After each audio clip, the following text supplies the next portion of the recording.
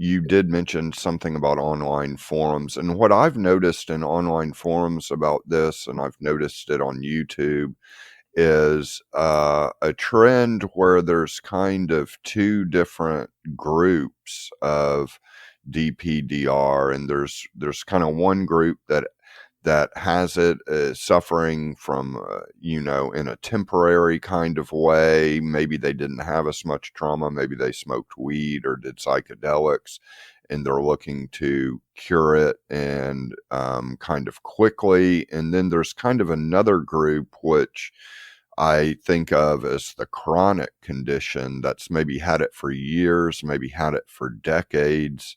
My initial guess would just be the ones that have it in a more chronic way have more serious trauma underneath driving it. But I'm kind of curious what your take is on the kind of short-term DPDR versus chronic DPDR. Yeah, that's a very good question. And it's no surprise that sometimes when you become depersonalized or derealized, you go to these forums and then you will see like people saying like, I've had this for 40 years. And reading things like that would just freak you out even more. I remember thinking like, oh my God, I can't handle this for one day and I have to handle this for like the rest of my life. Like just count me out. So just as an aside, going to these forums and Facebook groups can be sometimes helpful to see that other people are suffering something that you are suffering from as well. So you feel like you get some sort of camaraderie and support from people, but most of the time you are reading other people's stories and it will trigger you. But coming back to the main question, so I think what's happening here is that for some people, you are right. For some people, it could just be like a panic attack from smoking weed, and they're able to shake it off in like a few weeks time or a few months time. And some people have had like really traumatic childhood that they need all the help in the world to be able to put themselves back. But I've also seen that people sometimes who become depersonalized because of smoking weed can become stuck because they're fighting, because they're resisting, and they're going to forums each day and getting re-triggered. They become hopeless. They don't have any structure. They lose the structure in their life. They don't get out of bed. They stop going to work. So they actually fall into this like downward spiral. And it's very, very, very easy to fall into the downward spiral when you're going through DPDR.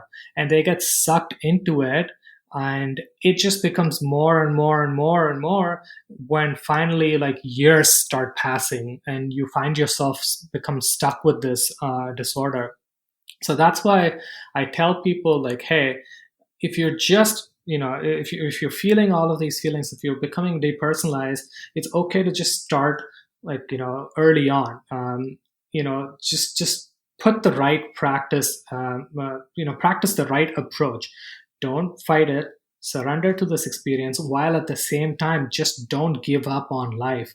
And I tell people like, if you want to feel normal again, you've got to do the normal things that you do despite feeling the fear, despite feeling the unpleasantness. I remember like when I was going through DPDR, I didn't want to go to work at all because everybody at work seemed weird. They seemed completely alien to me. And I would go into meetings and I could not understand what was happening to me because I was just so absorbed in myself. But I still pushed myself to do this.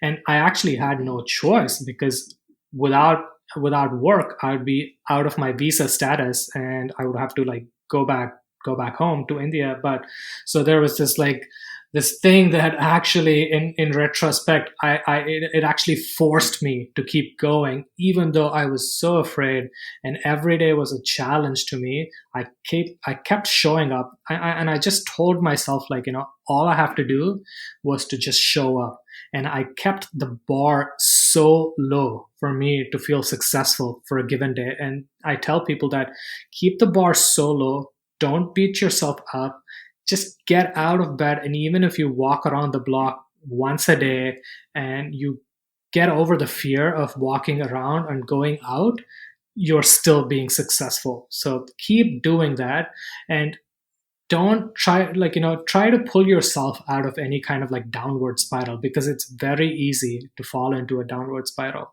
And I feel like maybe some people who are experiencing these disorders for a long time have kind of like found themselves in this kind of like downward spiral, and they don't know how to pull themselves out. And it's a little bit unfortunate, but I honestly believe that it doesn't matter how many years you've had DPDR, you can get out of it. Like, you can get out of it if you practice the right approach, if you stop fighting it, if you accept and surrender, if you make positive changes to your life, and if you resolve any kind of underlying issues. Sure, for someone who went through 40 years of DPDR, this might be a challenge and it might take maybe a few years to get out, but you can still do it.